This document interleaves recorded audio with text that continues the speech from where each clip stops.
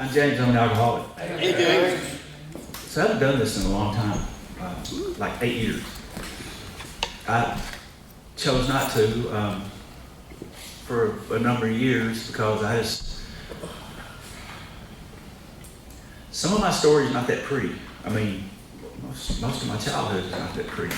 It's pretty bad. And I'm going to. You know, the big book says our stories disclose in a general way what we used to be like, what happened, and what we're like now. So what it used to be like, my sobriety date, by the way, is January 1, 2016. And I was born and raised down in Mississippi. I was born in 1959, and to an alcoholic farmer. He also had a little, they called them juke joints back then, on his property. He had an 80-acre spot, and he had another 200 or 300 that he had left out of a lot of land that he had ended up losing over the years. But anyway, something bad happened there one night. My mom was 9 months pregnant with my sister that was a year older than me, and he shot a man. And but that, you know, that was just, that's just parts of what, but anyway, he ended up finally selling that farm, and we moved to another little town in the Delta there, and it was, I grew up in violence. My whole family grew up in violence. My dad was not a real nice man when he was drinking, and there was times that my dad didn't drink, that he was, you know, okay. But he was that really, really Dr. Jekyll, Mr. Hyde that the big book talks about. And I could tell when we started the school, I went to public school, I think maybe a half a semester of the first grade, and from that point on it was private schools. My dad was involved in a lot of bad stuff. And anyway, I don't want to get bogged down in all of that crap, but I had a bad childhood. We'll just say that. And but anyway, when I was 11 years old, Dad cooked a lot with Mogan David wine. I don't know if any of y'all. He loved making duck, whatever it was, with Mogan David wine. He'd put it under the counter. And I knew how bad he drank when he drank, and the violence. And I always wondered, you know, well, what is it in that stuff that makes people crazy? And I drank a couple of drinks of it, and I started acting, you know, showing my ass and everything. And my sister said, "You smell like Daddy." And I said, "What are you talking about?" And she could smell it on my breath. She was a year older than me. She went and told my mom. But that, you know, was there never was anything else said about that, and but I knew it was wrong when I did it, but I couldn't understand how people, when they drank,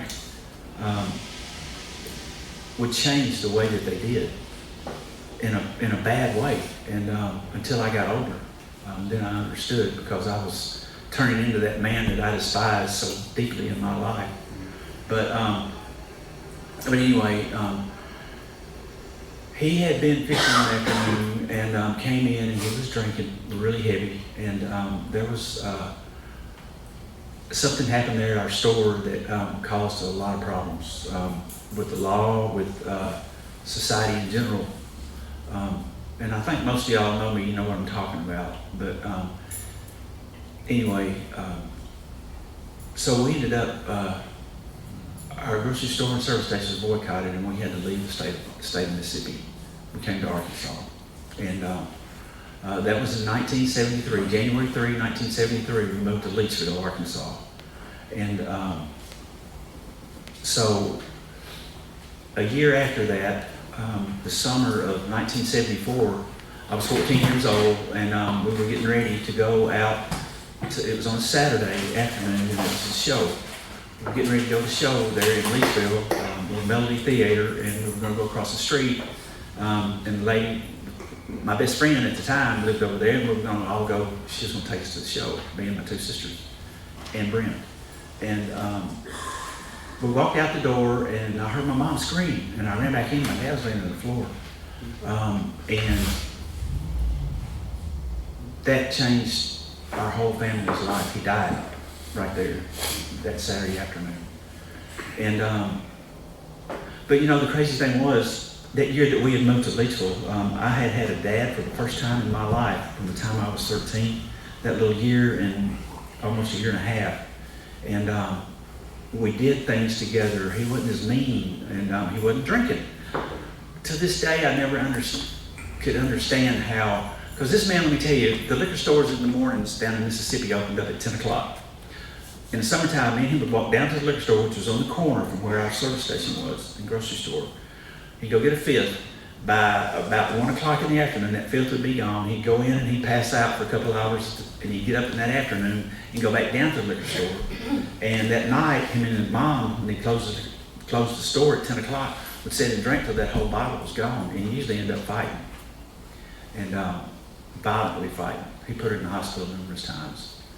And so what I was going to say earlier, when I started the school there at North Sunflower Academy, I didn't know what I was coming home to every afternoon when I come home.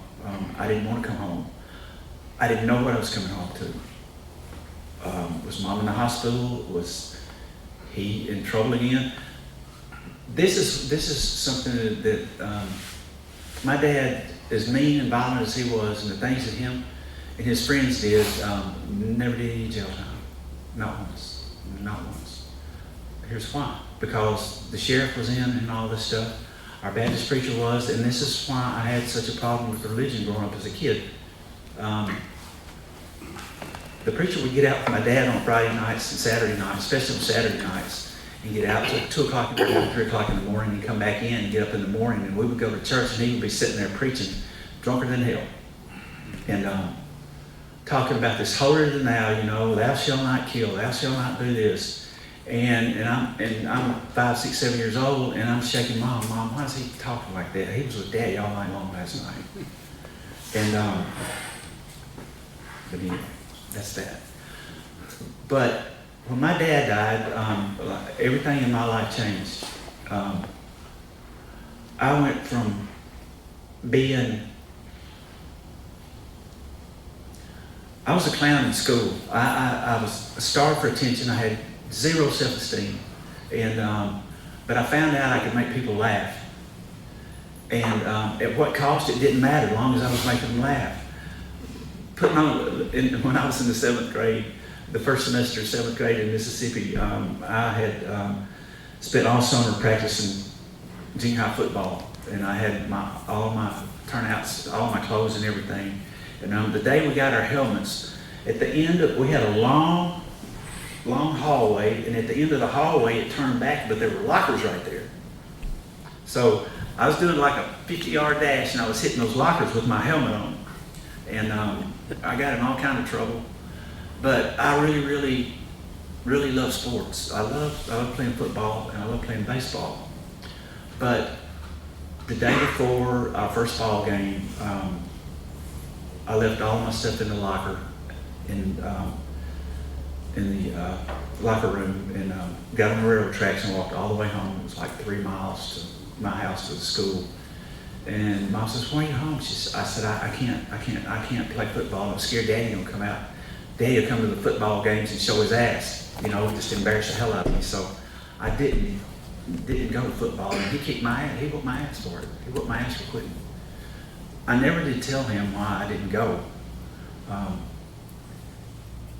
But, you know, that was my life. That was my life. So, anyway, I said I wasn't going to get drug off into, and here I am, spending all my time talking about this shit stuff. I'm sorry. I'm trying not to cuss too, by the way. But, You're all right. But anyway, when my dad died, I don't really remember exactly all what happened that afternoon, but I do remember going in, and everybody was, my dad's shirt pulled off, and they were trying to do CPR on him and stuff, and I was 14 years old, and I knew he was dead. I knew he was dead. I went out, and we had a camper on the back of my truck, my dad's truck, and I broke my left hand and tore some tendons and broke two of my little finger, and I was in cast at my dad's funeral because I just went crazy. I went totally crazy. And it wasn't that I love my dad, kinda, you know. I didn't really know what love was. My dad was one of the guys, one of the people, and my mom was the same way. Never tell you that you love you. You try real, real hard to do the best you can, and no matter what you do or how you do it, it's never good enough. It's never good enough. And that was my life for 14 years of it that I can remember. But anyway, so I started skipping school. When we came back from Mississippi, we were gone for 2 weeks. We had my dad's funeral in Mississippi, and we came back home. And I started running around with these guys that were a lot older than me, doing a lot of things that 14-year-olds don't do. And I was riding my bicycle uptown at night. I was going out the back window and getting on my bicycle, and especially on the weekends. And Mom, she never checked on me. The only time that I ever got in trouble was when my sisters would tell on me. But I would go out and get high and get drunk and ride my bicycle home sometimes with one eye, you know what I mean?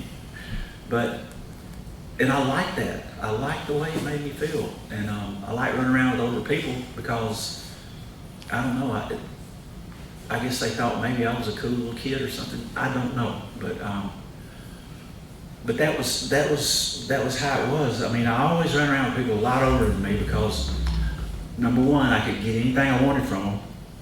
And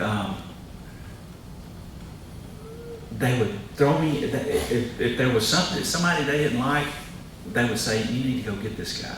And I was a little kid, but I would jump on some big people. That was just the way it was. But anyway, by the time I was 21 years old, my wife's back here, I'm trying to be. By the time I was 21 years old, I'd been in jail more times than I can count. They were not bad. There was only one bad time that I was in jail. It was assault and battery, attempted bodily harm. But most of it was fighting, public intoxication, and disorderly conduct. And they weren't real bad. Go in and sleep it off and get back out. But I was real good friends with the mayor over there in Leachville for a number of years, and all the time he was mayor. Don't know why, and but he was always helping me get out of jail. You know, just go lay them out, let them go home. You know, and it was. I guess that's enabling 101, huh? But anyway. So when as I got older, you know, I knew that I had a bad drinking problem, a real bad drinking problem, and I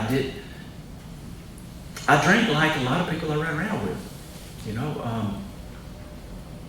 The older people that I ran around with, you know, they would take me home and put me on the steps, and I'd wake up the next morning and go crawl in bed, and you know. But that's anyway. My mom, when I was 18 years old, I got into a lot of trouble, and she called my brother from Mississippi, and he came and got me, and took me to live with him. But come to find out, he was going to straighten me out, but he was an alcoholic too. He was just like my dad, but he was off in some other really, really serious shit. He had a trucking company, and he was transporting weed out of Mexico into the United States. Back then, it was, it wasn't that big a deal, and it wasn't. I know it was frowned upon, but it wasn't. They wasn't looking for it. I mean, he would haul stuff down to McAllen, Texas, and go across the border and pick up stuff and bring it back, farm equipment and stuff. But anyway, so I got a job. When I turned 18 years old, I went and got my commercial driver's license. You just didn't have CDL. Didn't have to worry about CDL. All you had to have is a chauffeur's license. You could drive a truck. My brother-in-law, he was driving a truck, and when I got 18, I went to work with the guy that he was working for. I was driving a truck as well.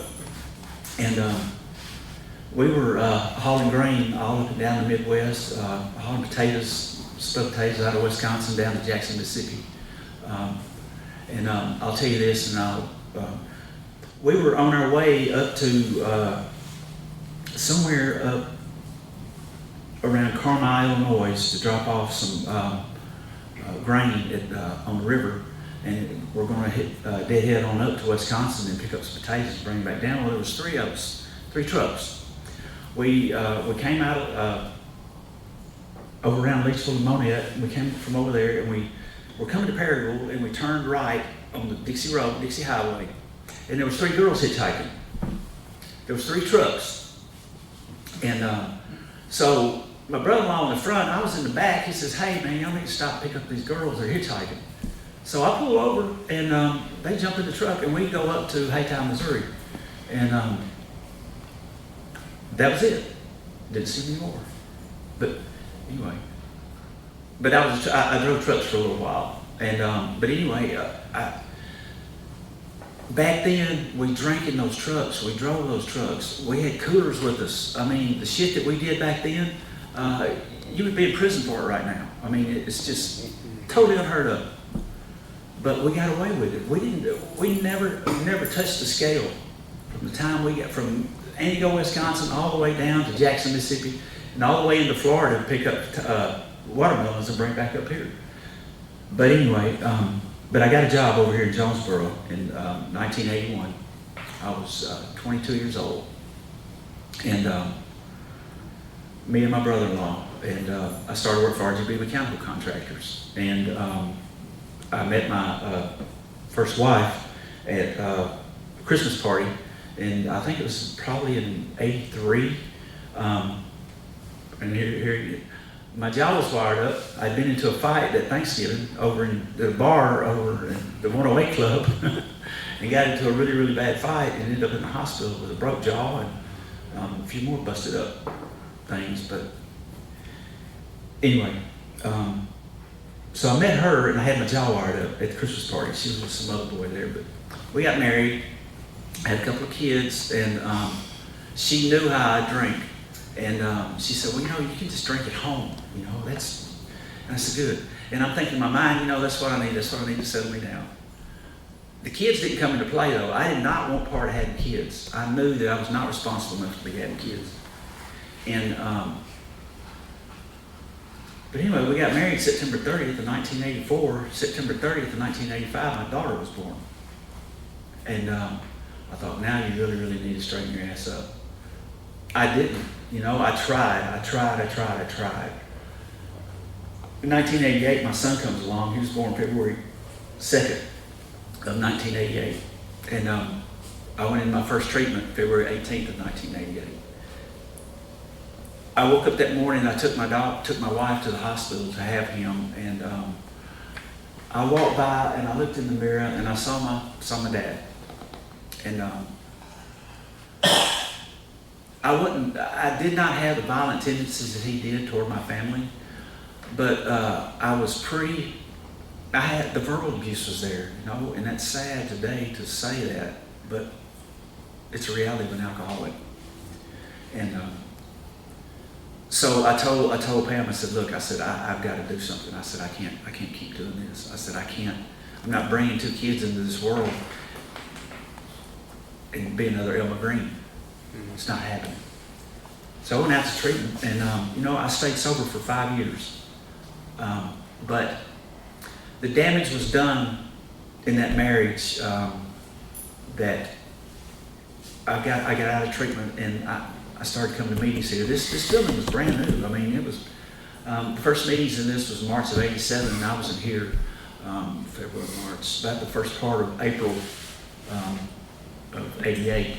But my sobriety date was February 18th, 1988, and I'll always remember that, because in that 5 years I didn't come in here doing the things that was necessary. I came in here and I stopped drinking, and to me that was good enough. I felt like it, because I got some relief from that shit, man. I mean, there it goes. Sorry.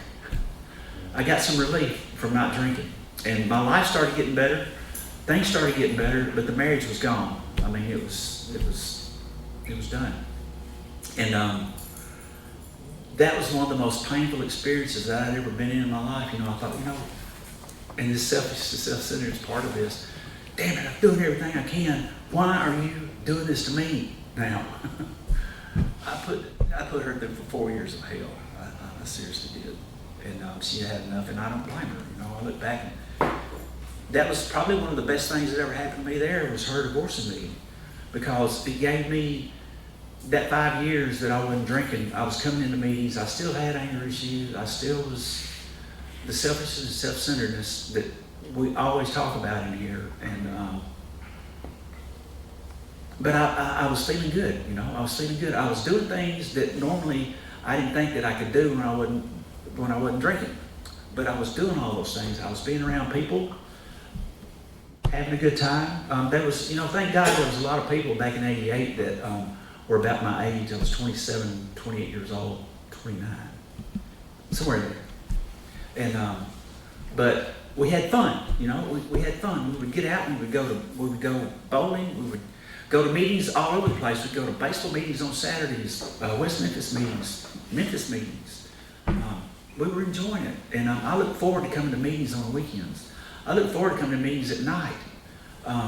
But I just could not grasp the fact that I had to do that stuff up there that everybody else said I needed to be doing. I read that book in treatment, and I thought, what? That applies to me. I'm not there yet. And then I would come in here and listen to these stories, and I'd look for the differences. I would hear, he was in the gutter, he was here, he was there. Okay, I still had a job, I still had this, I still had that. It's not that bad. It didn't get that bad yet. But in reality, it was that bad. But that 5 years that I was in here, though, I learned a lot. I learned how to treat people. I learned how to be nice. I learned how to care. As a matter of fact, I think in 1991, I met Terry, and she can tell you, I was still all tore up about my wife, my divorce and everything. I was just moping and moaning and groaning about, poor me, why me? And but it was painful. It was really, really painful. My kids, I love my kids to death, and but so later on, I had Terry. The second time I met Terry, she had went through a divorce, and I went through a divorce, and so she was at an Al-Anon meeting one night, and so we went out, after the meeting, and the craziest thing about it, I didn't know at the time that she, when I first met her, I didn't know that she was a doctor, and I'm thinking, this is not going to work. This is not going to work. We're from two different. She's Miss Overachiever over here, and I'm just, but it did work. It did work. We spent a lot of nights all night long just sitting and talking, going out Craighead Forest on this little piece of property that we were thinking about buying out on Lawson Road, and sitting and just talking all night long, and we had not a whole lot in common. She comes from a very, very, very nice family. Her dad is a World War II veteran, and he was also he taught football at El Paso High School in El Paso, Texas. And she's a Texan, and I'm a Mississippian. But I let her know, everything. I just like I'm doing right now. I kind of just let it all out, and I don't know if she felt sorry for me. I don't think it was that. I mean, we clicked. We clicked, and but in 1993 we got married, and so I was working for RGB, and we had talked about, why don't I just go into business for myself? And I know all the ins and outs, I thought. So I went in, I opened up my own heating and air sheet metal company. And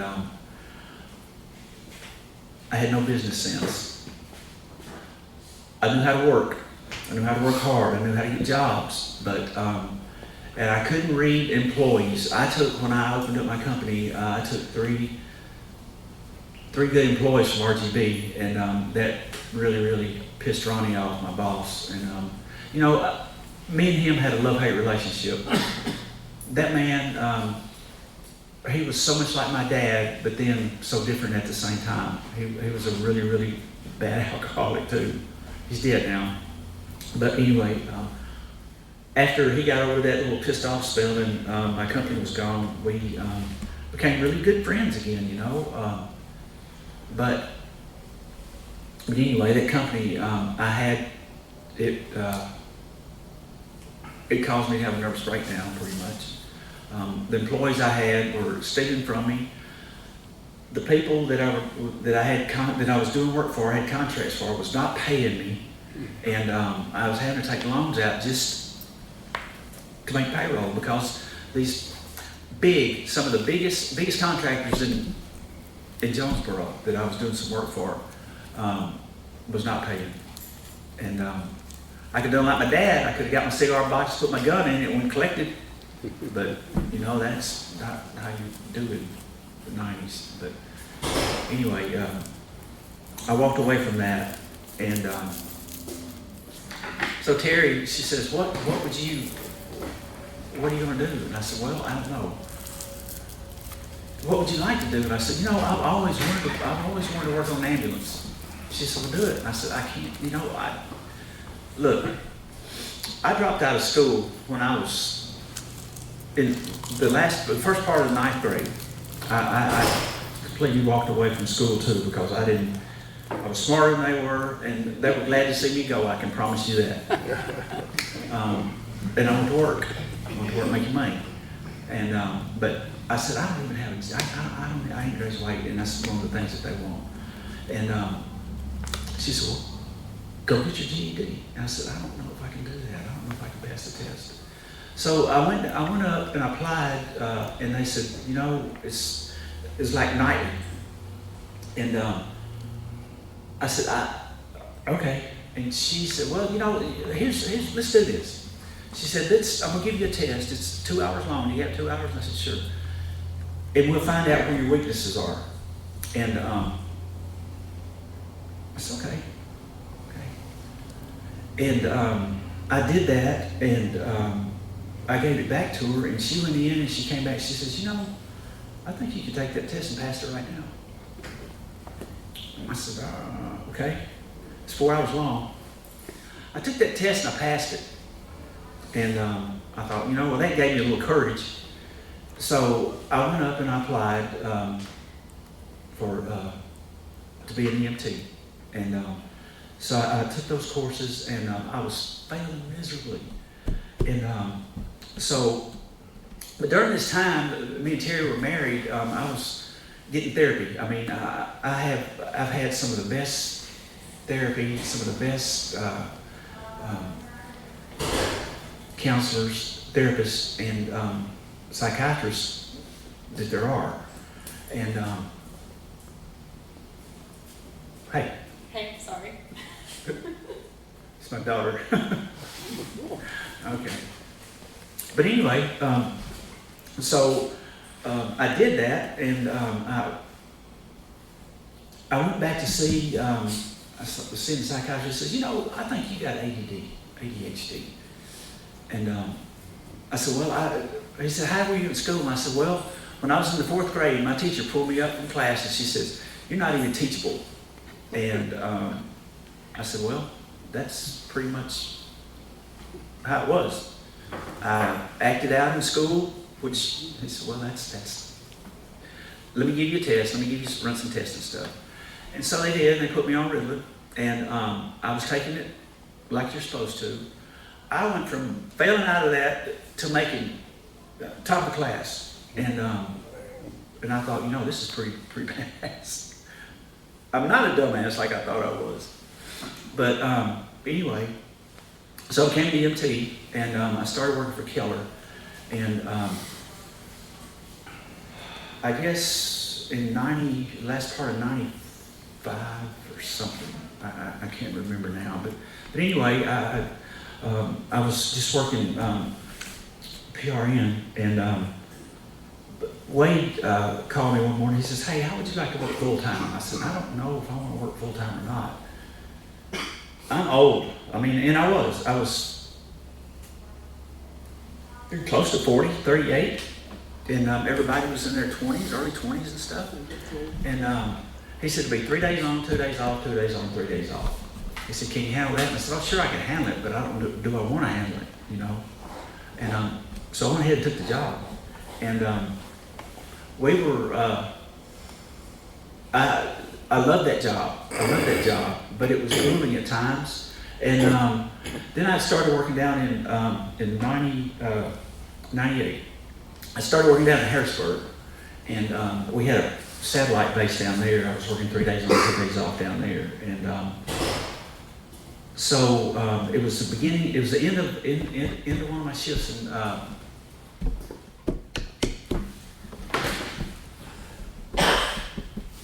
March 28th, 1998. I got up that morning. It was like just a regular morning.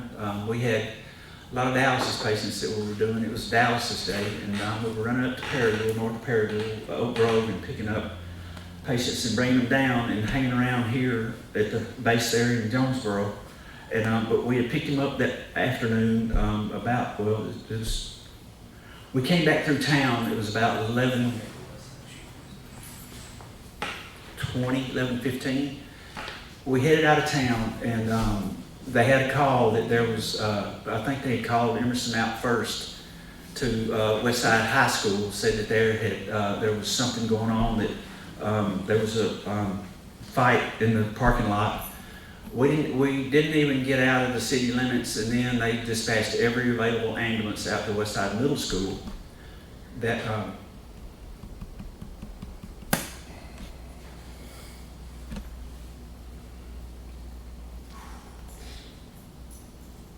This tears me up every time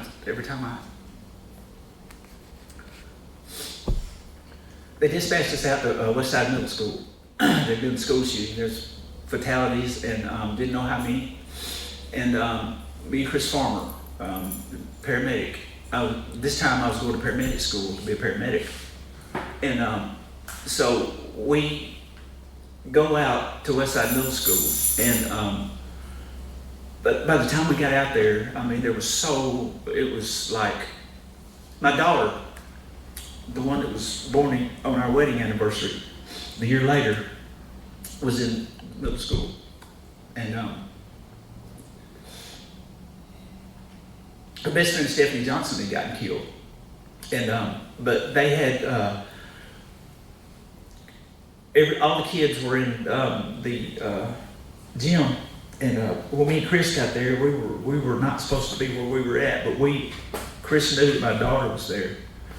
And we pulled right up to the door, and I ran inside, and Chris came in there with me. Wade Murray was over here. He was our director of daily operations, and general manager, whatever you want to call him. But I ran in, and they were screaming and hollering, and I really didn't know exactly what was going on yet. Jessica sees me, and she comes running down, and she grabs a hold of me, and just these blood-curdling screams, and I take her out to the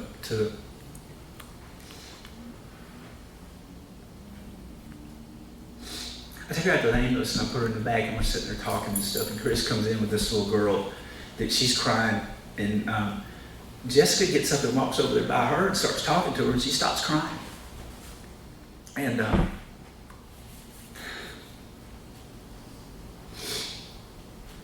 she said, "Dad, you need to go find Stephanie." And I said, "Stephanie, who?" And I knew Stephanie. Stephanie had been over to our house a couple of times. And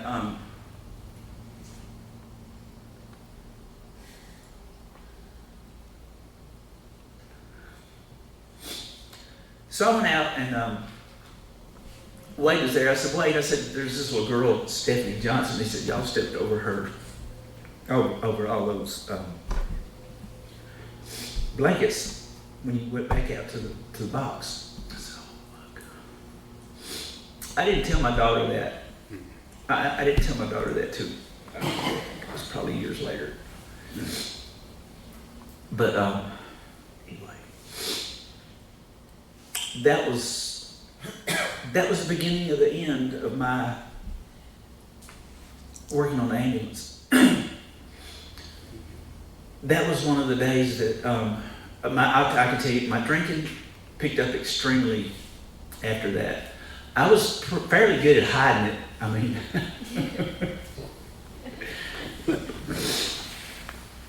but from the time I was off to the time I went back, the day before I went back, all I did was drink. And I completely lost interest in doing what I was doing.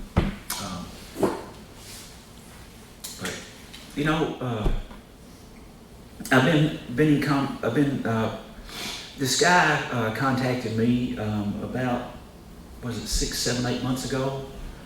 He was doing a documentary on the West Side school shootings, and wanted to know if I would be interested. It was going to be a made-for-TV documentary. He is in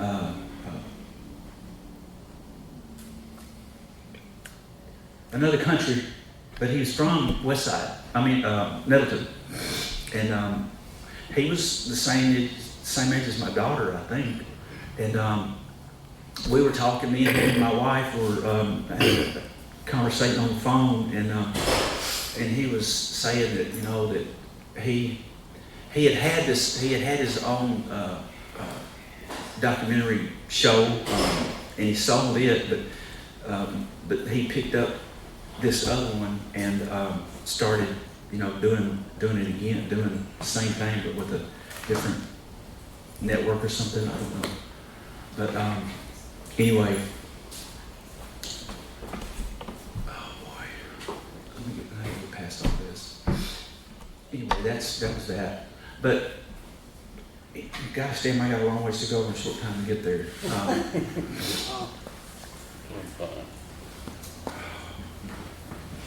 Sorry, I completely lost my train of thought. But anyway, my drinking.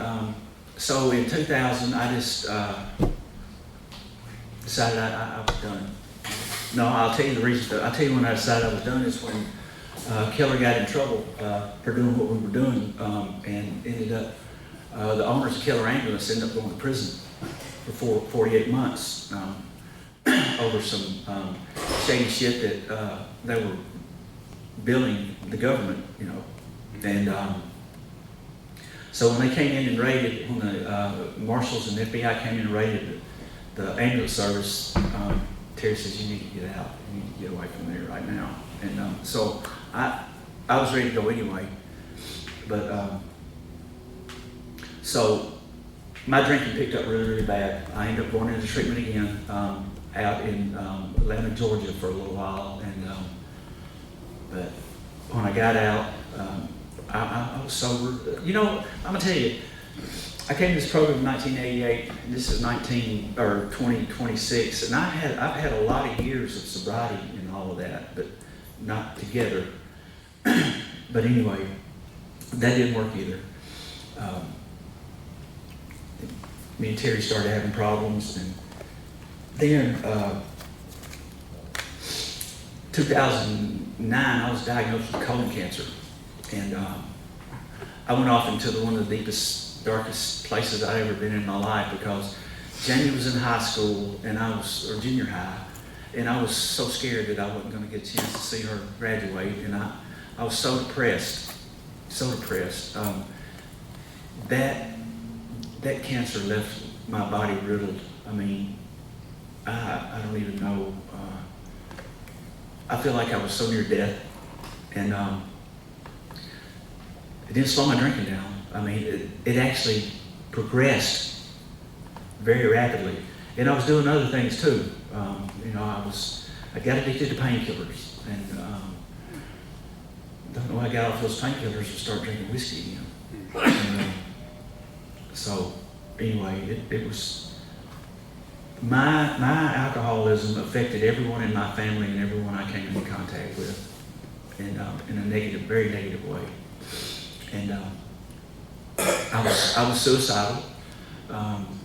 Then I had started having kidney stones, and me and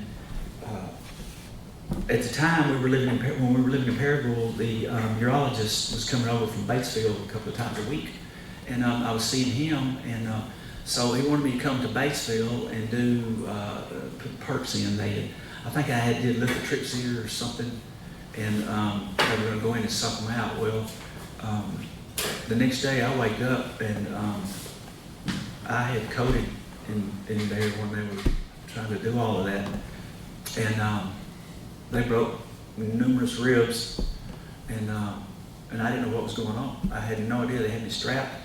My family was standing around me, and Terry says, "You coded." I knew what that meant, but I didn't know why. And but anyway, so they stabilized me enough to where to get back over here to Jonesboro, and I was over in ICU, and Terry came in and she says, "Hey, I can't continue to watch you kill yourself." She said, "I want a divorce." I thought, what do you mean? I'm sitting here and just, I'm almost dead and you're wanting to divorce me. And I said this the other day and y'all laughed. It was funny. And it was. Now it is funny. I said, when we divorced, that was the best 2 years of my life. The very best 2 years of my life. I got to know who James Green was. I got to know who my family was. And so I went to treatment. I went to treatment in January 1, 2016, New Year's Eve of 2016. And it's Friday, it's January 1, 2016, out in California. I wanted to be as far away from this place as I could get. And by this time, my family wasn't speaking to me. My daughter, nobody wanted anything to do with me. And so I came back home after about 6 months out there, and I knew that I needed to come home and get my shit together. And I did. I came home. I came home. My daughter graduated in May of 2016, and I came home for that, and I flew back out. But I could tell that there was something was just a little off, and so I went back out and I came back home, and then I found out. My daughter was going through her mess, and so I was here and I started to work out at the treatment center. I was working at the treatment center, and before I started to work out there, though, Jamie was she was going to the University of Arkansas, Fayetteville, and her boyfriend, and they came home, and that night that she found out that he had shot himself, that's really when everything went south with her, really, really bad. He died. Me and Terry went up to Springfield and stayed a few days up there with my daughter, and they took him off the ventilator, I think it was after 7 days or something, and he died. And then, I'm not trying to tell your story or anything, but anyway, she got off into a lot of stuff that she didn't need to be getting off into. She got in a lot of trouble with the law, and so I thought, working in treatment, I know what I'm doing. I'm gonna put her on a plane and take her out to where I got treatment at, and that's gonna solve everything. I did everything wrong with that child. Me and her, look, we have a bond now, a stronger bond than anybody in our family. She gets me and I get her, and that's the cool thing. Bless her heart, I love her to death. And but anyway, but she's doing good now, and life is good. Okay, back to that, picking up those 3 girls in the truck. Okay, I found out 2 years ago that little trip picking up those girls in that truck, a baby came out of that. So I found out a few years ago that I was the father of a 4-year-old daughter. Me and Jamie and my other daughter, Jessica, I have a son too, Jeremy. Jamie, Jessica, Jeremy, and then Debbie. Look, I'm gonna tell you guys something, straight up. Don't ever put your shit out there on Ancestry DNA if you were running around like I did. Look, I did that to try to find a brother that when my dad died, I found out that my through his little escapades, I had probably produced a son, and then I wanted to know where my brother was at. So I thought it'd be a good idea a few years back to put my, get the Ancestry DNA kit, and send it off, and well, nothing came of that. But I was over at my daughter's house, over at Jessica's house one afternoon, and I came in, and I was talking to Terry or something, I don't remember, but she called, she said, "Dad." I said, "What?" She said, "What are you doing?" I said, "Nothing." She says, I got something I need to tell you." I said, "What?" She said, "Did you know you have another daughter?" And I did sit down, and I thought, "What are you talking about?" She said, "Dad, this lady just called me. She said that I had a sister, and if I wanted to know who my daughter was, to contact her, and all." She had sent me a message on Ancestry DNA back last year, and I didn't ever look at that stuff anymore. And so I got on it. Sure enough, I'm 99.9% related parent-daughter, parent-child. 99.9, it was way up there. So there's no doubt that I'm not her dad.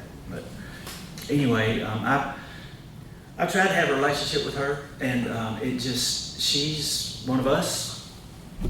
And I told her, I said, "Look, Deb, I love you, and I got a real resentment toward your mom because I'm the only Bubba over in that part of Mississippi County that I know of, and it wouldn't have been that hard to find me. She never did try to find me.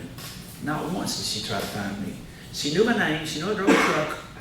There's no Bubba's driving a truck over there. I mean, but this one." But anyway, so the relationship that we have now is very, very little, and that's unfortunate. And she wants to have a relationship with me, but I told her, I said, when you get clean and you want to have a relationship with me, look, I'm here, but I can't go through this shit again with another child. I can't. I've got a son now that I haven't talked to 5 years, maybe 6. Because he's one of us, and he done some things back that he's not proud of, and I'm not either. I'll say that. But anyway,